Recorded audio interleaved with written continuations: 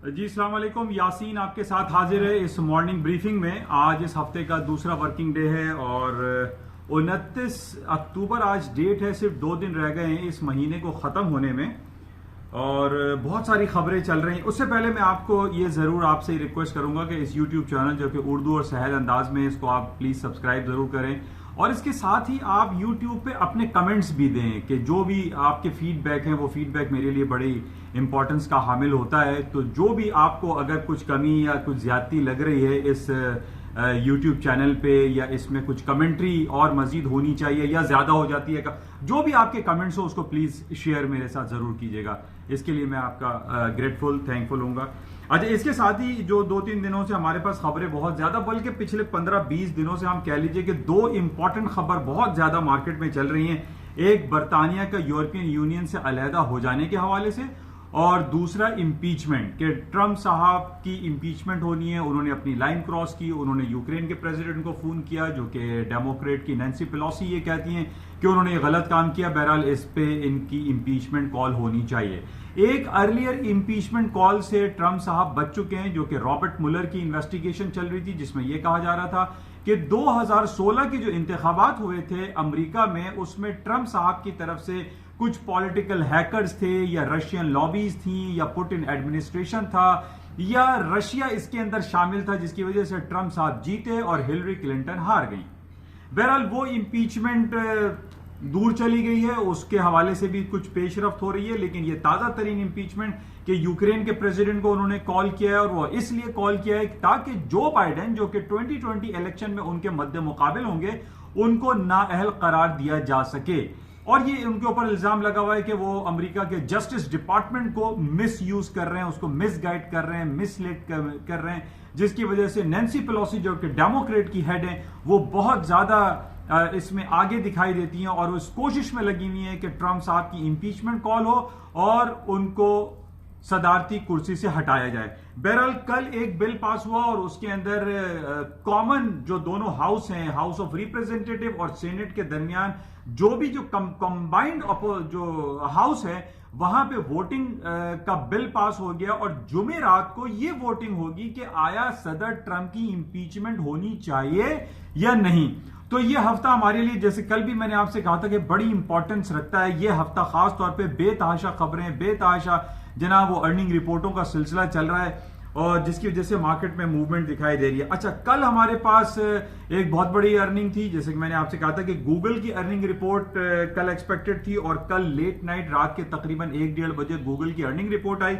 Report निस्बतन बेहतर आई, लेकिन जो इनका रेवेन्यू जनरेशन है वो काफी प्लस हुआ है, लेकिन ईपीएस अर्निंग पर शेयर जो है वो जो फोरकास्ट की जा रही थी उससे थोड़ा सा डाउन हुआ है, कम हुआ है। यानी ओवरऑल हम ये कह सकते हैं कि रेवेन्यू जनरेशन इज वेरी की टू सक्सेस है, तो रेवेन्यू में काफी इजाफा हुआ है। लेकिन हम ये देख रहे हैं कि गूगल अब सिर्फ गूगल का काम नहीं कर रही है, जो कि एक सर्च इंजन के तौर पर हम इसको जानते हैं बहुत ज्यादा।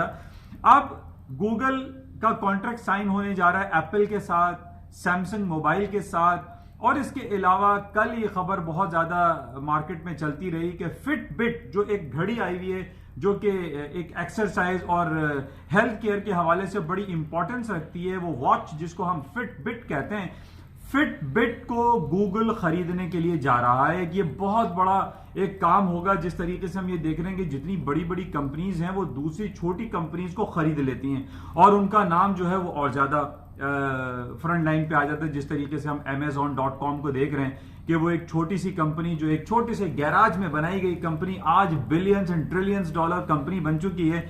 जेफरी बेजोस जिन्होंने अपने घर के छोटे से गैराज में वो कंपनी शुरू की थी और मोहल्ले की किताबें बेचा करते थे वो ऑनलाइन, आज पूरी दुनिया में वो शख्स छा गया है। तो इसी तरीके से हम ये देख रहे हैं कि गूगल जो कि फिटबिट खरीदने जा रहा है और एप्पल और सैमसंग के साथ उसके कॉन्ट्रैक्ट साइन होने की बातें चल रही हैं।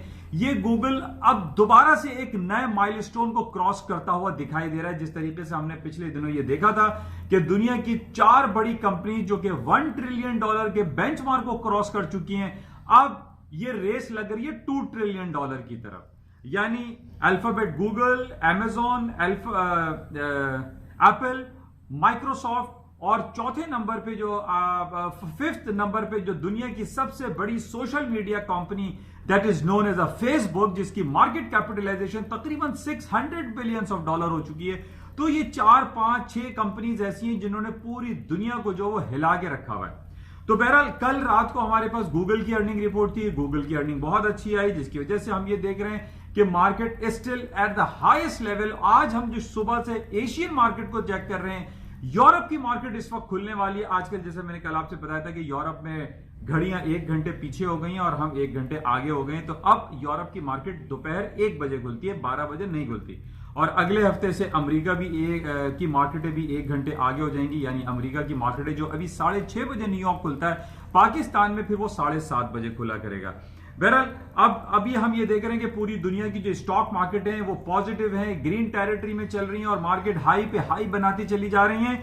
और इस वक्त अमेरिका की स्टॉक मार्केट का हाल यह है कि तमाम बैड न्यूज होने के बावजूद, ट्रंप साहब की इंपीचमेंट होने के बावजूद, इंपीचमेंट कॉल की सिलसिले होने के बावजूद, अमेरिका की स्टॉक मार्केट तारीख की बुलंद तरीन सतहों पर चलती चली जा रही है। और जितनी भी खबरें आ रही हैं कि जनाब ये हो जाएगा, वो हो जाएगा, ट्रंप साहब की सीट छीन ली जाएगी और अगले साल ट्रंप साहब हार जाएंगे, कुछ भी नहीं हो रहा। पिछले 3 सालों से, यानी 2016 के इंतखाबात से, जब से ट्रंप साहब जीते हैं, चाहे वो जिस तरीके से भी जीते हैं वो अलग बात है, उस वक्त से हम ये सुनते आ रहे थे कि जनाब अमेरिका की स्टॉक मार्केट क्रैश हो जाएंगी, गिर जाएंगी, कोलैप्स हो जाएगा। कुछ भी नहीं हो रहा। अमेरिका की स्टॉक मेन लाइन, जो आपकी मेन स्ट्रीम जो स्टॉक इंडिसीज है, S&P, डाउ जोन्स, नेस्डैक, तारीख की बुलंद तरीन सतहों पर चल रही है। लेकिन इस बात को लोग कबूल ही नहीं कर रहे कि जनाब ऐसा क्यों हो रहा है और कैसे हो रहा है। अब वो बाज लोगों से मेरी बात होती है, वो कहते नहीं है ये डमी मार्केट है, मार्केट डाउन हो जाएगी। भाई मार्केट डमी हो सकती है, लेकिन जो कैश पैसा आपकी जेब से निकल रहा है, जो आपका अकाउंट माइनस हो रहा है, वो तो फेक नहीं है, वो तो रियलिटी में चल रहा है। आपके अकाउंट जो है वो माइनस में जा रहे हैं या आपकी इक्विटी डिक्लाइन हो रही है, स्टॉक मार्केट बढ़ती चली जा रही है। हालांकि दूसरी तरफ मैंने कल भी आपसे ये बात कही थी कि अमेरिका इस वक्त नियर टू कोलैप्स है in terms of trade deficit. तारीख की बुलंद तरीन सतहों पर अमेरिका का माइनस में ट्रेड डेफिसिट चल रहा है, जो कि $891 बिलियन हो चुका है, यानी 981 या 991, यानी तकरीबन $1,000 अरब, यानी $1 ट्रिलियन को अमेरिका का जो ट्रेड डेफिसिट है वो टच करने जा रहा है। यानी अमेरिका से लोग पैसे मांगते हैं। अमेरिका ने लोगों से चीजें खरीदी हुई हैं, इंपोर्ट की हुई है बहुत सारी प्रोडक्ट्स, चाइना से, यूरोप से, जापान से, एशियन कंट्रीज से। अमेरिका ने 1 ट्रिलियन, 1,000 अरब डॉलर की इंपोर्ट्स की हुई है और अमेरिका के पास पैसे देने के लिए नहीं है। अमेरिका की हालत ये in terms of trade deficit की मैं आपसे बात कर रहा हूं। और सबसे बड़ा जो देनदार अमेरिका है वो चाइना को है। चाइना तकरीबन $500 अरब मांगता है in terms of trade deficit, trade surplus के हवाले से। इस वक्त अगर हम ये सारे फिगर्स को देखते हैं कि अमेरिका की हालत तो दगरगू है, अमेरिका की हालत तो बहुत खराब हो रही है। अमेरिका की जो एक्सपोर्ट है वो डिक्लाइन हो रही है, अमेरिका की इंपोर्ट्स बढ़ती चली जा रही हैं। और इंपोर्ट्स किससे कर रहा है? अपने सबसे बड़े जानी दुश्मन से, चाइना से। लेकिन क्या करें, अमेरिका की ये हालत चल रही है कि किसी वक्त भी कोलैप्स हो सकता है, लेकिन नहीं हो रहा। दूसरी तरफ हम ये देख रहे हैं कि अमेरिका की जो 4-5 बड़ी कंपनीज में आपसे बार बार ये कह रहा हूं, Amazon, alphabet, Google, Apple, Microsoft, Facebook, फिर आ जाइए एक्सॉन मोबिल, फिर इंटेल, IBM और भी बहुत सारी जो 400-500 बिलियन के मार्केट कैप रखती हैं। लेकिन इसके बावजूद जो हमारे पास ट्रेड डेफिसिट की फिगर्स आती हैं अमेरिका की, अमेरिका नहीं गिर रहा है, अमेरिका की स्टॉक मार्केट क्रैश नहीं हो रही हैं, क्योंकि उसके अंदर वजह यह है कि देखिए सबसे इंपॉर्टेंट, आज जैसे अमेरिका का एक डेटा आने वाला है जिसको हम कंज्यूमर कॉन्फिडेंस कहते हैं। देखिए पाकिस्तान का इंटरेस्ट रेट, अगर बैंकिंग रेट अभी 13 और 14% चल रहा है और अमेरिका का इंटरेस्ट रेट तो अभी तकरीबन 2% है, तो इस हवाले से अगर हम कंपेयर करें तो पूरी दुनिया की इन्वेस्टमेंट तो पाकिस्तान में होनी चाहिए, लेकिन पाकिस्तान में उसकी इन्वेस्टमेंट नहीं है। पाकिस्तान तो मर रहा है, रो रहा है। पाकिस्तान के पास जो डायरेक्ट फॉरेन इन्वेस्टमेंट है वो नहीं है, FDIs नहीं है। अमेरिका के पास बहुत है, जबकि वो सिर्फ 2% अपना इंटरेस्ट रेट रखे हुए। क्यों? उसकी वजह यह है कि अमेरिका का बिजनेस कॉन्फिडेंस, कंज्यूमर कॉन्फिडेंस अपने टॉप लेवल पर है। लोगों को कॉन्फिडेंस है कि अमेरिका में इन्वेस्टमेंट करेंगे, अमेरिका में पैसे जमा करेंगे तो वापस भी मिलेंगे। पाकिस्तान अगर 15%, 14% अपना इंटरेस्ट रेट ऑफर करता है तो पूरी दुनिया को तो आ जाना चाहिए पाकिस्तान के अंदर, लेकिन नहीं आता। उसकी वजह यह कि हमारे अंदर हमारा बिजनेस कॉन्फिडेंस, हमारा बिजनेस सेंटिमेंट्स वो डिक्लाइन हो रहा है because of this political uncertainty. Pakistan के हालात आपके सामने, आए दिन कोई ना कोई ये धरने वाली चक्कर चल रहा है। कभी धरना है, कभी प्रोटेस्ट है, कभी हड़तालें हैं, कभी बंद है, कभी लॉकडाउन है। तो इसकी वजह से फॉरेन डायरेक्ट इन्वेस्टमेंट खत्म हो जाती है, नहीं आ रहे लोग पाकिस्तान के अंदर। लेकिन अमेरिका में हमने कभी नहीं सुना कि जनाब वहां पर धरना हो रहा है, वहां पर प्रोटेस्ट हो रहा है, वहां पे दुकानें बंद हैं, वहां शटर डाउन हो गया है, वहां पे लोग दंगे फसाद कर रहे हैं, वहां नहीं हो रहा है। तो that is known as the consumer confidence. America का कंज्यूमर कॉन्फिडेंस अपनी तारीख की हाईएस्ट लेवल पर है। अमेरिका की स्टॉक मार्केटें हाईएस्ट लेवल पे जा रही हैं। क्यों? क्योंकि वहां का कंज्यूमर कॉन्फिडेंस, कंज्यूमर सेंटिमेंट्स बहुत ऊपर है। इसी वजह से हम दूसरी तरफ ये गाना गाते रहते हैं कि जनाब अमेरिका का ट्रेड डेफिसिट तो $1 ट्रिलियन होने जा रहा है, 1000 बिलियन ऑफ डॉलर पे उसका ट्रेड डेफिसिट हो रहा है।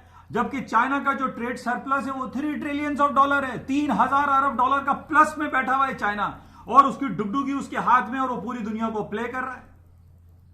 तो ये चीजें हमें समझने की जरूरत है। बहरहाल इसको मुख्तसर हम ये करते हैं कि आज हमारे पास ये कंज्यूमर कॉन्फिडेंस का डेटा जो कि अच्छा आने की फोरकास्ट है। पिछली बार 125 था, अभी 128 आने की फोरकास्ट है। इसका मतलब स्टॉक मार्केट दोबारा अपने तारीख की नई बुलंद तरीन सतहों पर चली जाएंगे, नए रिकॉर्ड ब्रेक कर देगा स्टॉक मार्केट है अमेरिका की। तो ये सारी चीजें हमें इसको नोट करना है, देखना है कि व्हाट इज हैपनिंग अराउंड। अच्छा, इसके अलावा जो सबसे इंपॉर्टेंट इस हफ्ते हमारे पास कल परसों डे आफ्टर टुमारो, आज 29 से 30, कल की बल्कि बात है, कल FOMC का रिजल्ट है, अमेरिका की फेडरल ओपन मार्केट कमेटी का रिजल्ट आएगा। अमेरिका अपना इंटरेस्ट रेट अगेन काटने जा रहा है। पिछले काफी महीनों से हम देख रहे हैं कि ट्रंप साहब बहुत नाराजगी का इजहार कर रहे हैं कि जनाब जो मैंने फेडरल रिजर्व बैंक के चेयरमैन को अपॉइंट किया मिस्टर जेरमी पावेल, वो पागल है, बेवकूफ है, उसको कुछ नहीं आता, वो इंटरेस्ट रेट नहीं कट कर रहा है। अपना पॉलिटिकल इंफ्लुएंस ट्रंप साहब इस्तेमाल कर रहे हैं। एक ऑटोनोमस बॉडी जो कि फेडरल रिजर्व बैंक है उसको वो झाड़ते रहते हैं, डांट पिलाते रहते हैं कि जनाब तुम इंटरेस्ट रेट कट क्यों नहीं कर रहे हैं। तो ये बहुत ज्यादा प्रेशर है फेडरल रिजर्व बैंक के ऊपर कि कल की जो मीटिंग होगी वो अपना interest rate 25 basis point cut कर देगा। अमेरिका फिर ऊपर चला जाएगा, क्योंकि हमने ये देखा है कि जब भी अमेरिका में इंटरेस्ट रेट कट होता है वो स्टॉक मार्केट के लिए प्लस होता है, मार्केटें अपनी बुलंद तरीन सतहों को दोबारा छूना शुरू कर देती हैं। तो कल ये बड़ा इंपॉर्टेंट है। कल इसके साथ ही एप्पल, जो कि मैं अक्सर बोलता हूं एप्पल आईफोन, तो वो एप्पल आईफोन की रिपोर्ट नहीं है बल्कि सिर्फ एप्पल की रिपोर्ट है, क्योंकि एप्पल सिर्फ आईफोन नहीं बनाता। एप्पल जो है वो क्लाउड सर्विसेज भी है, एप्पल फिटबिट भी है, एप्पल पता नहीं कौन कौन से सॉफ्टवेयर हैं, वो बहुत सारे सॉफ्टवेयर हैं एप्पल के, वो आप देखिएगा। तो बहरहाल कल इसकी अर्निंग रिपोर्ट है। अच्छा, एक बड़ी इंपॉर्टेंट खबर ये आ रही है कि जैसे ये बहुत बड़ा इल्जाम अमेरिका के ऊपर लगा हुआ है कि जनाब ट्रंप साहब के ऊपर जो ये इल्जाम है कि रशियन लॉबीज इन्वॉल्व थी उनके 2016 के इंतखाबात में। अब माइक्रोसॉफ्ट ने कल बड़ी इंपॉर्टेंट एक खबर दी है। अब माइक्रोसॉफ्ट ये कहता है कि रशिया जो है वो हैकिंग गेम कर रहा है, हमारे सॉफ्टवेयर को हैक कर रहा है। अब ये खबर उसने लगाई है माइक्रोसॉफ्ट, क्योंकि एक सबसे दुनिया की बड़ी कंपनी है, माइक्रोसॉफ्ट की तरफ से कोई कमेंट आना कोई छोटी बात नहीं है। उसने ये कहा है कि हमारे जो जो गेम्स होते हैं, जो स्पोर्ट्स होते हैं, उनके सारा कंप्यूटराइज सिस्टम हैक कर रहा है रशिया। तो अब आप ये देखिए कि सिर्फ ये खेल की बात नहीं है, यानी स्पोर्ट्स एक बहुत बड़ी $1 ट्रिलियन इंडस्ट्री है, इसको हैक करना इट्स अ लम्हा फिक्रिया है। तो माइक्रोसॉफ्ट की तरफ से ये बात आना बड़ी इंपॉर्टेंट खबर है। अच्छा, इसके साथ ही पिछले 3-4 दिनों से हम ये खबर देख रहे थे, क्लाउड कंप्यूटिंग कॉन्ट्रैक्ट साइन होने वाला था, वो बिड दी हुई थी पेंटागन ने, जो अमेरिका का डिफेंस इदारा है पेंटागन, उसने अमेजॉन, IBM, इंटेल और माइक्रोसॉफ्ट, इन 4 कंपनीज ने अपनी बिड डाली हुई थी कि जनाब हम वो केस हमें ये कॉन्ट्रैक्ट मिल जाए। तो क्लाउड कंप्यूटिंग कॉन्ट्रैक्ट जो है वो माइक्रोसॉफ्ट को मिल गया $10 बिलियन का। ये बहुत बड़ी जीत है माइक्रोसॉफ्ट के लिए, और इसी वजह से हम देख रहे हैं स्टॉक मार्केट में पॉजिटिव सेंटीमेंट्स हैं और स्टॉक मार्केट हायर साइड पे जा रही हैं, तारीख की बुलंद तरीन सतहों को छू रही हैं। बहरहाल इसके अलावा जो हमारे पास डिफरेंट खबरें चल रही हैं वो वर्किंग ये आपके साथ हो गया, ये हो गया। अच्छा, अब आ जाइए कि अमेरिका की स्टॉक मार्केट ऊपर जाने की दूसरी वजह जो हमें बहुत ज्यादा खबरें चल रही हैं कि अमेरिका और चाइना के दरमियान जो तिजारती बातें हो रही हैं उसमें बहुत पॉजिटिविटी दिखाई दे रही है, एक अफहाम व तफहीम का सिलसिला दिखाई दे रहा है, जिसकी वजह से एक पॉजिटिविटी आ रही है और मार्केटें हायर साइड पे जा रही हैं। कुछ लो कुछ दो की बात है, कुछ कंसेशन की बात है कि दोनों ममालिक एक दूसरे को कंसेशन प्रोवाइड कर रहे हैं। जैसे सबसे ज्यादा चाइना अमेरिका से जो खरीदता है वो फार्म प्रोडक्ट्स है, सोयाबीन, वीट, कॉर्न, कॉटन, ये बहुत बड़ी मिकदार में जो है अमेरिका से खरीदता है चाइना फार्म प्रोडक्ट, तो उसमें कुछ कंसेशन की बात हो रही है। इसके अलावा अमेरिका तो हर चीज ही खरीदता है जो मैन मेड है वो चाइना से खरीदता है, उसमें कुछ कंसेशन की बात हो रही है, जिसकी वजह से स्टॉक मार्केटों में पॉजिटिव सेंटिमेंट्स आ रहे हैं। इसके साथ ही जो ब्रेक्जिट का सिलसिला है जो कि ना खत्म होने वाला सिलसिला दिखाई दे रहा है। कल यूरोपियन यूनियन ने बरतानिया की दरखास्त को कबूल लिया है और 3 महीने का एक्सटेंशन दे दिया है। अब 3 महीने यानी 31 जनवरी से पहले बरतानिया यूरोपियन यूनियन से अलहदा नहीं होगा। ये एक पॉजिटिव खबर है या नेगेटिव है कुछ पता नहीं है, क्योंकि ये ब्रेक्जिट का मामला ऐसा है कि ऊंट किस करवट बैठेगा नोबडी नोज। आज भी इजलास होगा, कल भी हो चुका है और रोजाना मछली बाजार का मंजर पेश कर रहा है यूके पार्लियामेंट। बहरहाल अभी इन्होंने कल एक दरखास्त दी थी कि जनाब 12 दिसंबर को एक इलेक्शन कॉल करने की बात की बोरिस जॉनसन ने, जिसको क्रॉस लगा दिया वहां की अपोजिशन पार्टी ने। उन्होंने कहा नॉट पॉसिबल, नेवर पॉसिबल कि हम दोबारा इलेक्शन करवाएं, कोई स्नैप इलेक्शन करवाएं। बहरहाल अभी 3 महीने की इनको एक्सटेंशन मिल गई है, 3 महीने के बाद फिर हम देखेंगे, क्योंकि ये तकरीबन पूरा 1 साल की एक्सटेंशन हो चुकी है।